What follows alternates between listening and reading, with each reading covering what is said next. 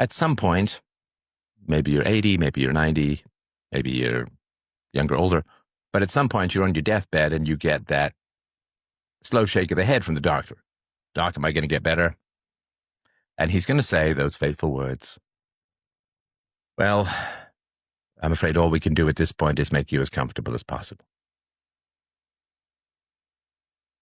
And you realize that the sheet sticking to your back is what's going to be used to carry you to the morgue.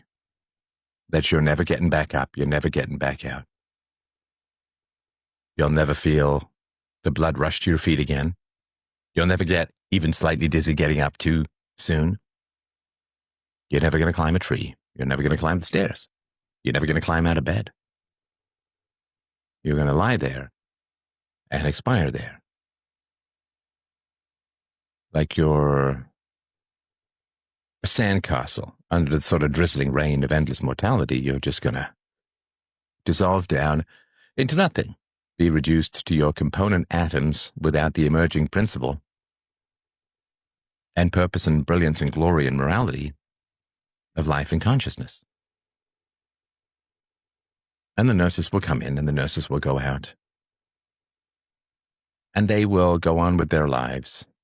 And they may mention, oh, there was a sweet old man, there was a sweet old woman. Really hammered the morphine drip. And your family, the older members of your family will be ashen-faced, realizing that they're next. Middle-aged people will be exhausted because they've had to care for you and their kids. The teenagers will be bored and restless. And the younger kids will run around and jump up inappropriately and be pulled off your rough, one-thread, weird fabric that makes up your sheets in hospital. And you will realize that you maybe have 5 meals left. 4, 3, 2. Last meal. Last bite. Last swallow.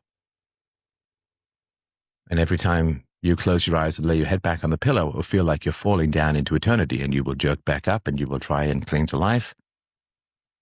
But you will also realize that by extending your life, if you can, through willpower, you will be extending the agony of those who have to watch you die. And at some point, you may just relax and fall into the great beyond, into the arms of your ancestors, or into nothing,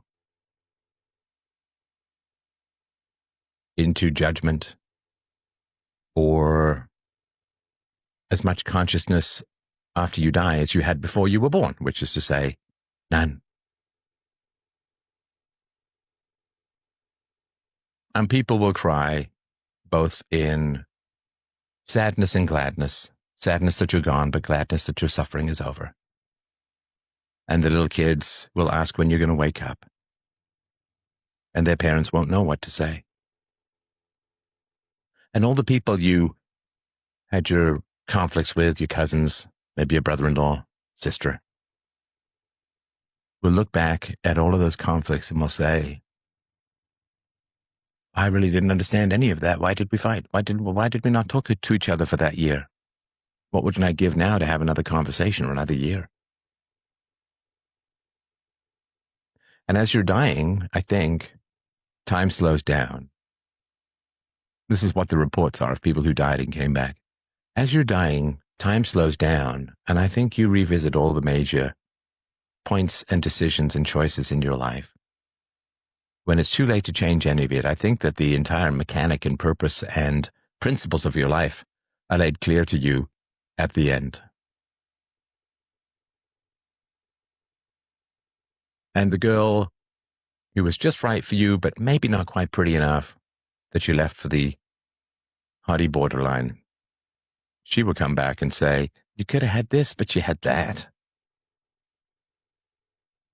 And your cousin who wanted you to start a business with him, but you were being too well paid. So you ended up being a cubicle serf under the sightless, sauron flickering eyes of endless fluorescence. And you clawed your way up through some kind of hierarchy, got spit out the side. Couldn't take your chair home, it's bought by the company. But it didn't even cool down before some new ass sat in it. There was some cake, there was some goodbyes, you drive away for the last time and you look back and you say, how much of my family time did I sacrifice for these people who are going to forget me tomorrow?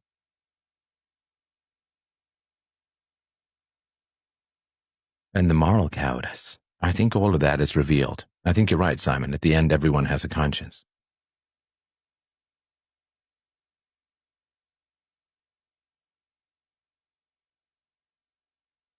And the moral compromises you made.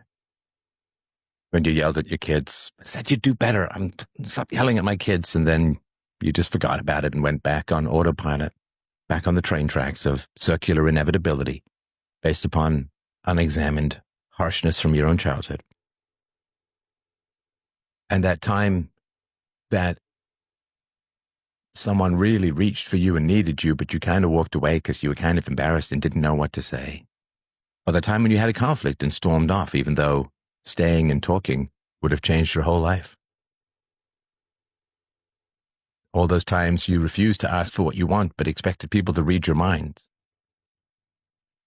And because they can't read your mind, you got to bully and dominate them. All of that stuff, I think the curtain is lifted and it all just becomes utterly clear. All the good you failed to do, all the people you failed to correct, all of the truths you chewed back, bit and swallowed like broken glass, humiliating, sliding down, cutting your windpipe, silencing your voice, turning you into an NPC.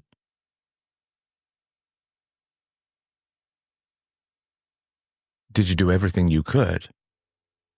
Your conscience will ask as you die. And that will feel like an eternity. There's a reason we believe in limbo. Did you do everything you could to make the world a better place for those around you and those who come after you and those you make? Did you do everything you could? Short, sadly, of things like getting forced to drink hemlock, tortured to death, or shot through the throat. Did you do everything you reasonably could to do good? Or did you leave the world a graffiti and garbage-strewn hellhole of incompatibility for your children to try and find a way to navigate through? Did you bring wisdom to people? Did you tell people when they were doing good that they were doing good? When you saw people who were doing wrong, did you say you were doing wrong? Did you engage the grappling hooks of your conscience in the grim battles with other people's avoidance? Big questions. Big questions. The devils of distraction reveal everything at the end. Everything. I think everything gets revealed, even if it's not just as you're dying. Most people spend at least a couple of weeks on their deathbed.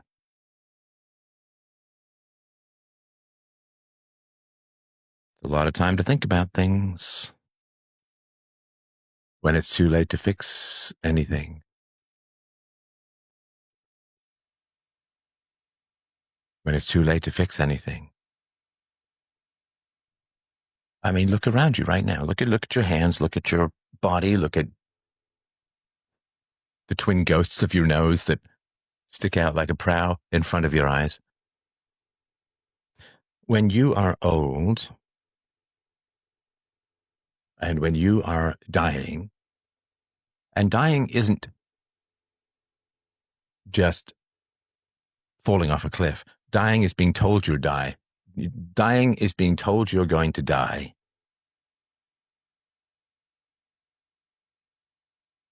Weeks or months before you die. Some of the people I've been in business with have died recently. People I've known 20, 30 years. They're older than me. But not by much.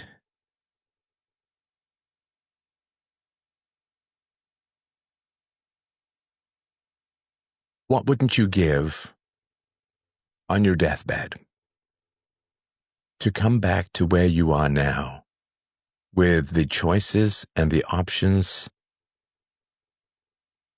and the will and the health and the mobility and the strength? What would you give at the end of your life to come back to where you are right now?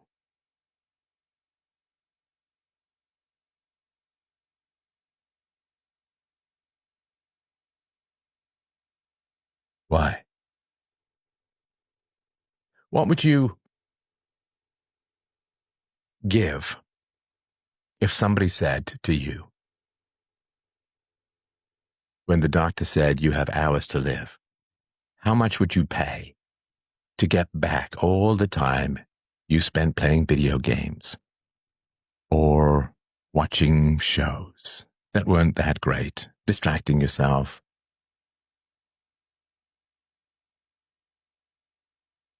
Get all of that time, weeks, months, years for some people, to get back all of that time that has been wasted.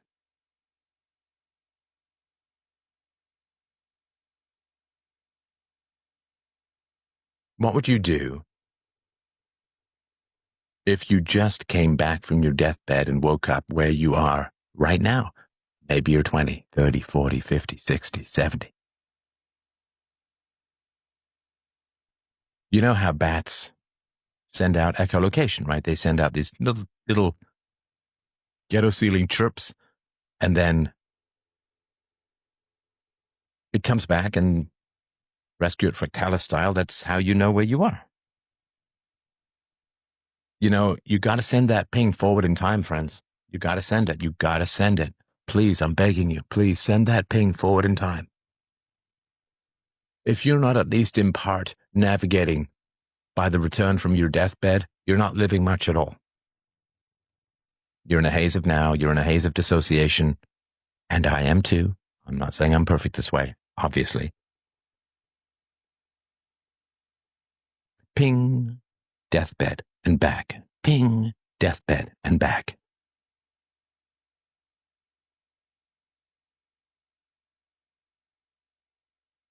And the ping to organize your life, to tell you what's important to focus on, to give you courage.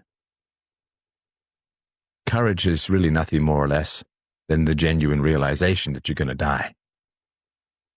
And cowardice haunts you in your final months when it's too late to do anything. My father wrote a biography of his life, which was long. I think I showed up in 2 or 3 paragraphs. And he died without telling me he was ill or contacting me or addressing any of the issues I brought up with him decades before. Don't do that. And the best way really to organize your life is not just to focus on your own deathbed, which is important. But if you really want to have a life of depth and power and purpose, which I would highly recommend, you need to send that ping long after you're dead. I live my life in part by what people are going to say at my funeral. I've had to give at least once a eulogy for someone who barely lived.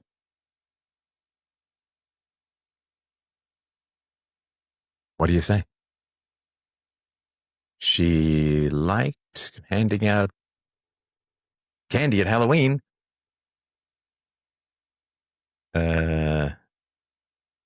That's really all I could think of. She wasn't part of her community. She didn't add much to the world. She didn't raise good kids. She didn't do much except breathe, consume, age, and die. A houseplant would be less dissatisfying because you don't have expectations for a houseplant. What we do echoes in eternity. It's cheesy stuff. Do you want to be known after you're dead? What do you want people to say at your funeral? Well, he played through Halo 9 times. He liked his shows. He spent a lot of time on social media, didn't really do much. Consumed. Black pill, doom scrolls. You know, you flick, you know what it's like? It's like an elevator. You're just looking at the floors as you're going down, down, down, down.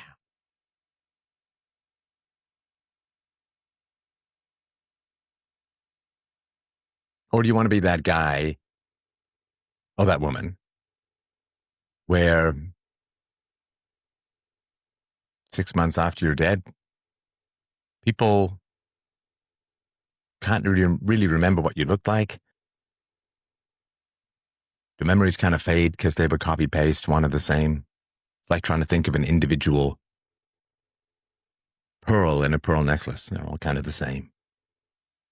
Or when you bid your own days goodbye, you look back and just see this unbroken copy-paste of sameness. No particular peaks, no particular valleys, just there, chasing little scraps of dopamine in a descending spiral to nothing. This gift. Would you rather be a clam that inherited $1 million or a human being born desperately poor? There's no greater gift than what we have. You know, they found DNA on asteroids. We may have actually been assembled from the ragged guts of detonated stars.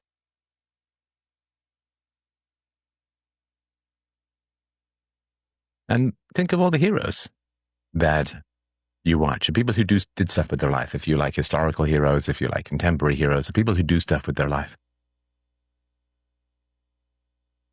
And you have this gift, these days. Everybody knows they're finite, but very few people live with that knowledge, live based on that knowledge. And I'm not saying be a workaholic, because that's not resting and enjoying. And being a workaholic is simply being a slave to money or status or expectations or authority or dominance or need, yours or others.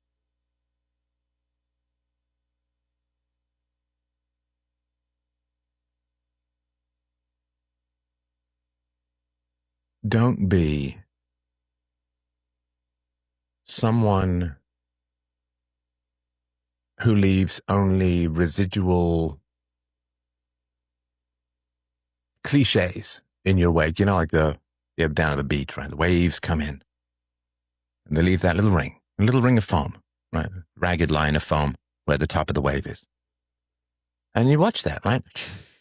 Ragged foam, and it vanishes.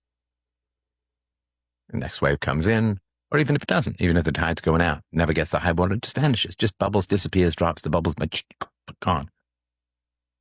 Don't have, in the high water mark of your mortality, you leave a ragged line of cliches that vanish